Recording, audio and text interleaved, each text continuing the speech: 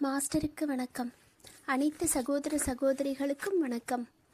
இப்போ நம்ம பாபுஜி மாஸ்டர் எழுதின சத்யோதயம் புத்தகத்தில் 7வது சாப்டர் நிலையான நினைவு. இதில் பேஜ் நம்பர் 89, 90, 91. இதில் மாஸ்டர் என்ன சொல்லியிருக்காங்க அப்படிங்கிறத பற்றி பார்க்கலாம். ஃபஸ்ட்டு ஒரு சின்ன கதை. ஒரு கோவிலில் முனிவர் ஒருத்தர் தவம் செஞ்சிட்ருக்கிறாரு. 20 வருஷமாக அந்த கோவிலில் இருந்து தவம் பண்ணிகிட்ருக்கிறவர். அப்போ அவருக்கு பக்கத்தில் ஒரு சாதாரண மனிதன் குடிச்சிட்டு மயக்க நிலையில் அப்படியே உட்காந்து உளறிட்டு இருக்கான். அது ஒரு தேவியினுடைய கோவில். அப்போ அந்த நேரத்தில் அந்த தேவி ஒரு விபச்சாரியினுடைய உருவத்தில் வாயில் வெத்தலை பாக்கோட வந்து முனிவரை எழுப்பி, நான் வந்துட்டேன் பாரு அப்படின்னு சொல்லி சொல்கிறாங்க. அப்போ முனிவர் டக்குன்னு கண்ணை திறந்து, நடத்தை கட்டவளே, என் கண்ணு முன்னாடியிலேருந்து நீ விலகு, நான் தவம் செஞ்சிட்ருக்கேன் அப்படிங்கிறது உனக்கு தெரியலையா அப்படின்னு சொல்லி கேட்குறாரு. அப்போ தேவி பிரசாதம் அளிக்கிறதுக்காக வந்திருந்ததுனால அதை கொடுக்காமல் திரும்பி போக முடியாது அப்படிங்கிறதுனாலே பக்கத்தில் இருந்த குடிபோதையில் இருந்த அந்த மனிதனை பார்க்குறாங்க. அப்போ அவங்கிட்ட போய் வாயத்தர அப்படின்னு சொல்லி சொல்கிறாங்க தேவி. அப்போ அவனும், அன்பானவளே, நீ எங்கிருந்து வந்தாய் அப்படின்னு சொல்லி கேட்டுக்கிட்டே வாயை திறக்கிறான். அப்போ தேவி தன்னுடைய வெற்றிலை சாரை அவனுடைய வாயில் உமிழ்கிறாங்க. அந்த நிமிஷமே அந்த மனிதன் மகரிஷி ஆயிடுறான். அதாவது பாபுஜி மாஸ்டர்கிட்ட ஒரு அபியாசி கேட்குறாரு, கடவுளை நான் பார்க்க முடியுமா, கடவுள் வந்தால் நான் எப்படி கடவுளை நான் எப்படி உணர்றது அப்படின்னு சொல்லி கேட்குறாரு. அப்போ பாபுஜி மாஸ்டர் சொல்கிறாரு, இந்த நிமிஷமே நான் உன்னை கடவுளை காமிச்சாலும் உன்னால் அதுதான் கடவுள் அப்படின்னு சொல்லி ஏற்றுக்க முடியுமா அப்படின்னு சொல்லி கேட்குறாரு. அப்போ அதுதான் உண்மையிலேயே தெய்வீகம் நம்மளுடைய எதிரில் வரும்போது அதை நம்ம புரிஞ்சுக்கணும் அப்படிங்கிறத சொல்கிறாங்க. அப்போ அந்த அளவுக்கு நாம் சூட்சுமமானவர்களாக மாறும்போது மட்டும்தான் அந்த உணர்வுபூர்வமான புரிதல் அப்படிங்கிறது நமக்குள்ளே கிடைக்கும் அப்படிங்கிறதையும் சொல்கிறாங்க. புரிஞ்சுக்கிறது அப்படிங்கிறது தவம் செய்கிறவங்க, மாபெரும் முனிவர்கள், ரிஷிகள் கூட அறிஞ்சிக்க முடியாத அளவுக்கு ரொம்ப கடினமான விஷயம்.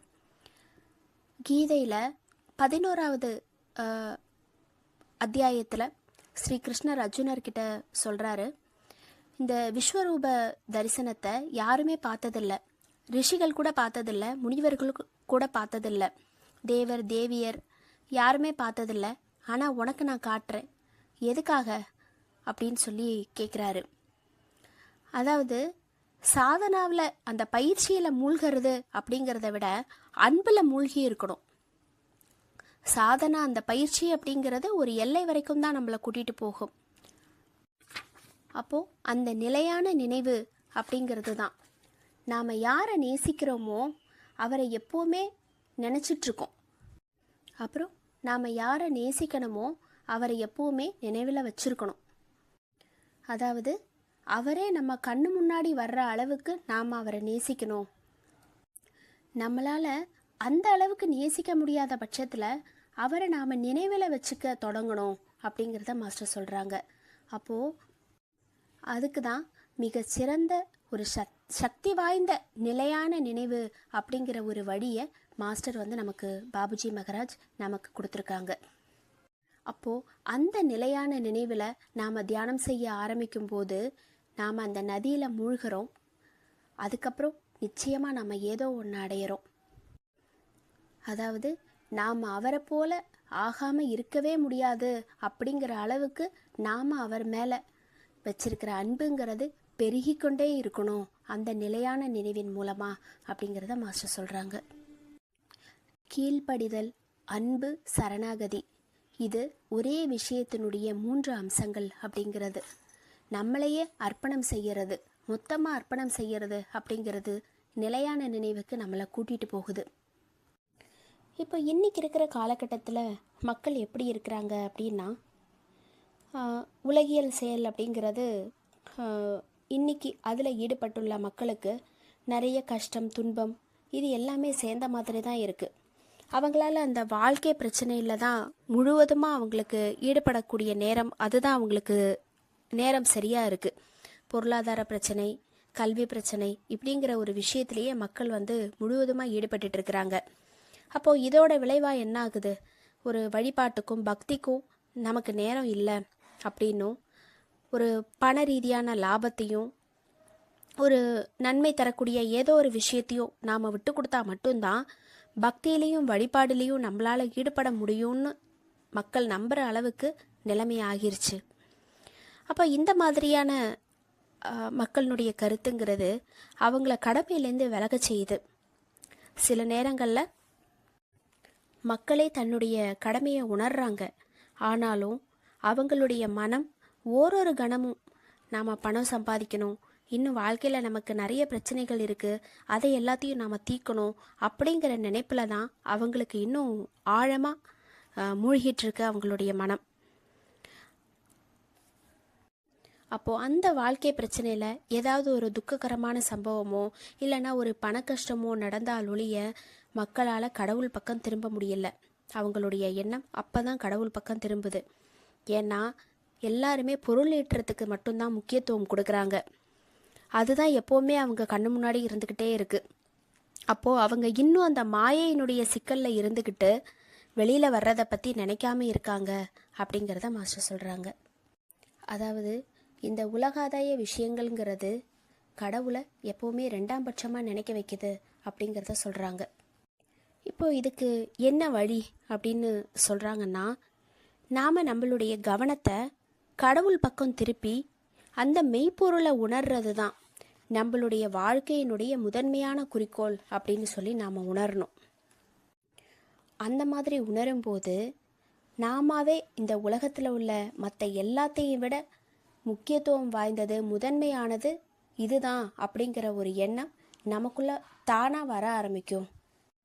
அப்போ அதுக்காக இந்த உலக வாழ்க்கையினுடைய பொறுப்புகள் எல்லாத்தையுமே விட்டுட்டு நம்மளுடைய கடமை எல்லாத்தையுமே அலட்சியப்படுத்திட்டு நம்ம சார்ந்திருக்கிற நம்மளுடைய உறவினர்கள் அவங்க எல்லாரையும் அவங்களுக்கு ஒரு கஷ்டமோ துன்பமோ கொடுத்து ஒரு கடவுள் பின்னாடி போகணும் அப்படிங்கிறது இதனுடைய பொருள் கிடையாது. நாம் கடவுள்கிட்ட வச்சிருக்கிற அந்த கடமை உணர்வுக்கு சமமாக நம்மளை சேர்ந்தவங்களுக்கு செய்ய வேண்டிய கடமைகள் பற்றின உணர்வையும் நாம் எப்போவுமே நினைவில் வச்சுருக்கணும். பறவையினுடைய 2 சிறகுகள் மாதிரி, ஒரு சிறகு இல்லாமல் பறவையால் பறக்க முடியாது அப்படிங்கிற மாதிரி ஆன்மீகமும் லௌகீகமும் அந்த 2 சிறகுகள் மாதிரி நம்மளுடைய வாழ்க்கையில் இருக்கணும் அப்படின்றாங்க. ஆனால் அந்த கடமைகளை பௌதீக வாழ்க்கையில் உலகாதாய வாழ்க்கையில் நாம் செய்யக்கூடிய அந்த கடமையில் தேவைக்கு அதிகமான பற்றுதல் இல்லாமல் இருக்கணும். அப்போ இதுக்காக நாம் என்ன செய்யணும் அப்படின்னு சொல்கிறாங்கன்னா, நாம் ஓய்வு நேரத்தில், அதாவது தூங்க போகிற நேரத்தில் கொஞ்ச நேரம் ஒதுக்கி நெகிழ்ந்த நெஞ்சத்தோட கடவுளை பிரார்த்திக்கணும். கடமை பாதையில் அவர் வழிகாட்டணும் அப்படின்னும் நமக்கு ஆதரவு தரணும் அப்படின்னும் அவர்கிட்ட நாம் வேண்டிக்கலாம். அப்போது அன்பு பக்தி நிறைந்த இதயத்தோட தவறாமல் நாம் இதை செஞ்சுட்டு வந்தோம் அப்படின்னா நம்மளுடைய பிரார்த்தனைக்கு நிச்சயமாக பலன் கிடைக்கும். நமக்குள்ளே ஏற்படக்கூடிய கடமை உணர்வு அப்படிங்கிறது கடவுள் மேலேயும் இருக்கணும், நம்மளுடைய லௌகீக வாழ்க்கை மேலேயும் இருக்கணும் அப்படின்றாங்க. அப்போது அந்த கடமை உணர்வு நமக்குள்ளே விழித்தெழும் போது கடவுள் பற்றின எண்ணம் நம்மளுடைய இதயத்தில் முக்கியத்துவம் பெறும்போது கடவுளை உணர்றத முதன்மையான குறிக்கோளாக நாம் எடுத்துக்க ஆரம்பிக்கிறோம். அந்த குறிக்கோள் இயற்கையாகவே தன்னிலை உணர்தலுக்கான தாகம் நமக்குள்ளே வர்றதுக்கு ஒரு வலிமை பெறக்கூடிய தூண்டுதலாக நமக்கு அமையுது. அப்போ இந்த சூழ்நிலையில் நாம் தினசரி நம்மளுடைய வேலைகளை நாம் செஞ்சிட்டு இருந்தாலும் நமக்கு நிறைய கவலைகளும் ஈடுபாடுகளும் இருந்தாலும் எல்லா நேரங்கள்லையுமே நாம் கடவுளை அடிக்கடி நினைக்க ஆரம்பிக்கிறோம். கடவுளை எப்போவுமே நினைக்கிறேன், வழிபாடுகள் பக்தியில் ஈடுபடுறேன்னு சொல்லி நம்ம குடும்பத்தை கவனிக்காமல் நம்ம போகிறோம், அந்த கடமையிலேருந்து நம்ம விலகிறோம் அப்படின்னா அதுக்கான காரணம் அப்படிங்கிறது நம்மளுடைய மனம் ஒழுங்குபடுத்தப்படலை. அப்போ ஒழுங்குபடுத்தப்படாத மனதினுடைய தவறான போக்குகள் தானே தவிர அந்த மாதிரி நாம் நடந்துக்கிறதுங்கிறது நம்மளை சுற்றி இருக்கிற சூழ்நிலையோ மற்ற வெளி வேலைகளோ இல்லை அப்படின்றாங்க. இறை உணர்வு அப்படிங்கிறது நம்ம மனசில் இருக்கிற ஒரு தீமைகளை குணப்படுத்தி நம்ம பாதைகளில் இருக்கிற பல கஷ்டங்களை நீக்குது. அப்போ அதனால நாம் நாள் முழுவதும் நாம் செய்யக்கூடிய எல்லா வேலைகள்லையும் கடவுளினுடைய நினைவோடு நாம் செய்யணும். அப்போது இறை உணர்வில் எப்போவுமே நாம் இருக்கணும். ஒரு கஷ்டம் வரும்போதோ துன்பம் வரும்போதோ மட்டும் நாம் கடவுளை நினைக்காம நாம் செய்யக்கூடிய எல்லா வேலைகள்லையும் அந்த இறைவனுடைய நினைப்போடு நாம் செய்யணும் அப்படிங்கிறத சொல்கிறாங்க. அதை தான் நிலையான நினைவு அப்படிங்கிறதையும் மாஸ்டர் சொல்கிறாங்க. அந்த நிலையான நினைவை நாம் தொடர்ந்து தக்க வைத்துக்கிறதுக்காக நமக்கு உதவி செய்யக்கூடிய ஒன்று அப்படிங்கிறது தான் பிரார்த்தனை. அப்போது இரவு தூங்க போகிற நேரத்துக்கு முன்னாடி நாம் கடவுளை பிரார்த்தித்து அன்போடையும் பக்தியோடையும் நிறைந்த இதயத்தோட நெகிழ்ந்த நெஞ்சத்தோடு நாம் கடவுளை பிரார்த்திக்கும்போது இந்த பிரார்த்தனைங்கிறது நமக்கு பலன் கொடுக்கும். தனக்கே தெரிந்திராத ஒரு தேவையை பூர்த்தி செய்யறதுக்காக உள்ளே இருக்கிற இயற்கை வெளியில் இருக்கிற இயற்கைக்கு விடுக்கக்கூடிய ஒரு அழைப்பு தான் பிரார்த்தனை அப்படின்னு சொல்கிறாரு சாரிஜி மாஸ்டர். அப்போது அந்த பிரார்த்தனையை நாம் நாள்தோறும் தவறாமல் செய்து வரும்போது இறைவனுடைய நினைவிலேயே எல்லா செயல்களையும் நம்மளால் செய்ய முடியும் அப்படிங்கிறதையும் மாஸ்டர் சொல்கிறாங்க. மாஸ்டருக்கு நன்றி. அனைத்து சகோதர சகோதரிகளுக்கும் நன்றி.